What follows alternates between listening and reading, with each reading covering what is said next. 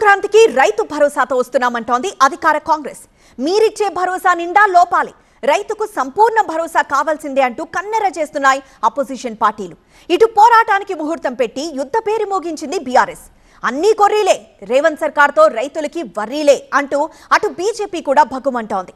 మరోవైపు రైతాంగం కూడా రేవంత్ సర్కార్ నిర్ణయాలపై బోలెడాసలు పెట్టుకుంది. ఈ నేపథ్యంలో ఇవాల్టి కేబినెట్ మీటింగ్ పై ఆసక్తి నెలకొంది. ఇవాళే తెలంగాణ కేబినెట్ భేటీ కానుంది. సీఎం రేవంత్ రెడ్డి అధ్యక్షతన సెక్రటేరియట్ లో మంత్రిమండలి సమావేశం జరగనుంది. ఎన్నో అంశాలు ఉన్నప్పటికీ రైతులకు సాయం కింద ఇచ్చే రైతు భరోసాలోని షరతులు, విధి విధానాలపై ప్రధానంగా చర్చ జరగనున్నట్టు తెలుస్తోంది. ఇప్పటికే రైతు భరోసాపై కసరత్తు పూర్తి కావస్తున్న వేళ కొర్రీలు లేని భరోసా కావాలంటూ విపక్షాలు కన్నెర చేస్తున్న వేళ ఇవాల్టి కేబినెట్ మీటింగ్ ప్రాధాన్యతను సంతరించుకుంది. రైతు భరోసాపై సీఎం నిర్ణయాలు ఎలా ఉండబోతున్నాయని ఇటు రైతులోకంతో పాటు అటు అపోజిషన్ పార్టీలు ఆసక్తిగా ఎదురుచూస్తున్నాయి. ఓఎస్ఎస్ ఫర్టిలిటీలో ఇక్కడ ప్రతి అడుగులో ఎక్స్పీరియన్స్ డాక్టర్స్ ఉంటారు. In the good hands of science. Mummy daddy అవ్వాలంటే ఓఎస్ఎస్ కి కాల్ చేయండి.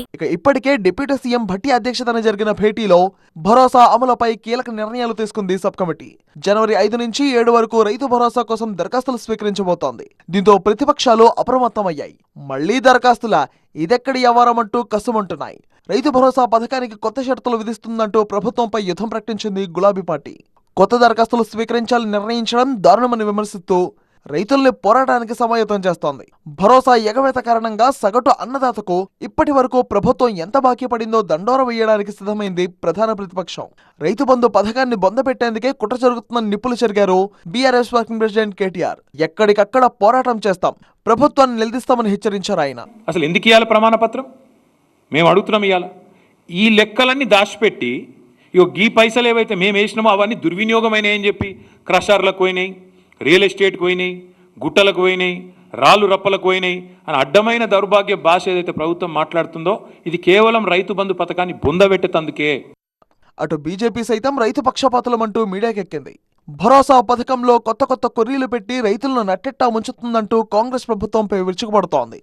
రుణమాఫీకి కోత పెట్టినట్టే రైతు భరోసాను కూడా దక్కకుండా చేస్తుందని, రైతుపై అణచివేత జరుగుతుందని ఆరోపిస్తోంది. రైతులు ఎక్కడైనా ఆందోళన చేస్తే బీఆర్ఎస్ పార్టీ ఏ రకంగా రైతులకు బేడీలు వేసి రైతాంగాన్ని అవమానం చేసిందో కాంగ్రెస్ పార్టీ కూడా అధికారంలోకి వచ్చిన తర్వాత ఆందోళన చేస్తున్నటువంటి రైతులను అక్రమ కేసులు పెట్టి